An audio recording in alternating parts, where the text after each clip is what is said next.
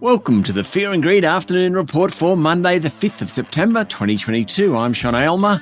Every afternoon, we've got the 5 stories that happened today that you need to know about. Let's jump into it.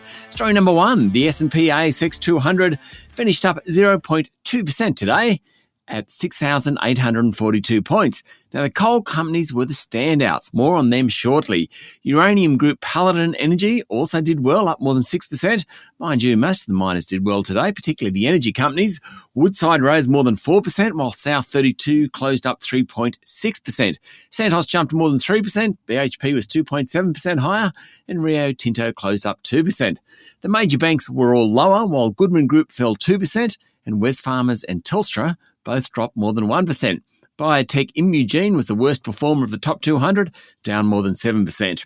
Story number 2, I mentioned them, the coal companies. Wow, they had a cracking day again. The 3 biggest pure coal plays, Whitehaven, New Hope and Yancoal, are 3 of the 4 best performing companies on the ASX over the past 12 months. Whitehaven is up 200% in that time, including a 6.5% jump yesterday. Yancoal is up 165% and New Hope is almost 140% higher. Clearly, the war in Ukraine is supporting coal prices as buyers, particularly in Europe, look beyond Russia for supplies. It's a long way from the naysayers of less than a year ago when coal was almost a dirty word.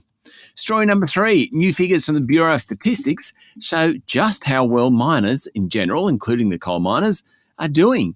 In fact, the miners are making more money than everyone else combined, with the resources sector posting a record $81 billion quarterly profit during the June 3 months, reflecting soaring commodity prices, of course. Gross operating profits are up more than 50% on a year ago and not far off double pre-COVID levels. An incredible turnaround. Story number 4. Newspoll released this morning shows that support for the federal coalition has fallen to 31%, and Labor's two-party preferred lead is now 57 to 43%. It's all a bit arbitrary because it's a long time until the next election, but it does highlight what a golden run Anthony Albanese's government has had. And it also shows that opposition leader Peter Dutton needs to do something quickly to improve his image in the electorate. The primary vote figure of 31% for the coalition is the equal lowest on record, down nearly 5 points from its May election loss, according to The Australian. Anthony Albanese's preferred Prime Minister rating is 61%. Peter Dutton is at 22%. Ouch.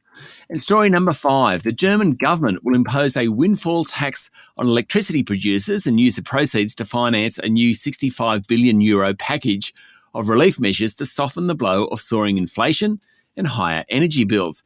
This is the story local energy companies don't want to hear about. German Chancellor Olaf Scholz said the government would impose a cap on the profits of energy producers that generate electricity from wind, solar, biomass, coal and nuclear because they're making excessive profits. Proceeds from the tax will go towards an electricity price break, allowing private households to enjoy a basic volume of electricity at reduced prices. Now, this is the third and largest package announced by Mr. Scholz's coalition as part of its response to the energy crisis. This is also getting a sounding in Canberra. Watch this space. That's it for the afternoon report for Monday, the 5th of September 2022. Michael Thompson and I will be back tomorrow morning for the Tuesday edition of Fear and Greed. I'm Sean Aylmer. Enjoy your evening.